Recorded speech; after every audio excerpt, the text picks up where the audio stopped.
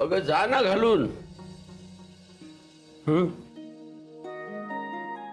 हा आदिती, तुझ्या पप्पांना एवढं वाटत असेल तर जा ना घालून, काय हरकत आहे.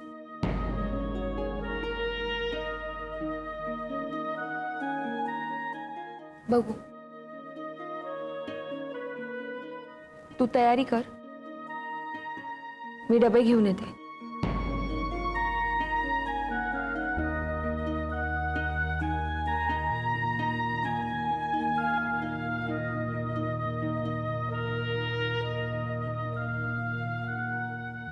मी आलोच. आलो आलो.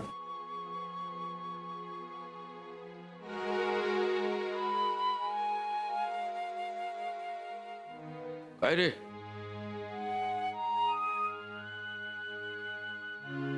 दाभोळकरांचा काही प्रॉब्लेम आहे का? नाही काका, आणि तसंही धावळकरांबाबतीत आपण काय करू शकणार ना. नाही पण आता हळवेपणा सोडायला हवा तुला.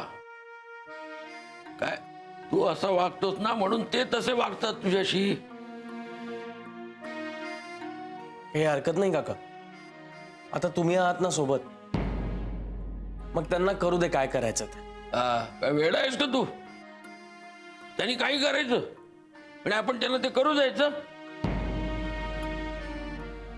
हे बघ जय, हा दीनानाथ केतकर आता तुझ्या मागे उभा आहे.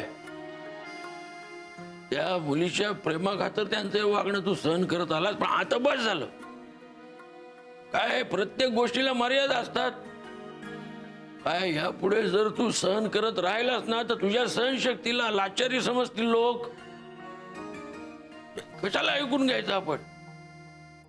ते जे करतायत ते चुकीचं आहे की नाही? बस. हो काका. मग ते तुला जे काही देतील ना ते त्यांना दुपटीने परत करायचं. आता म्हणशील तू काका असे का बोलायला लागले एकदम?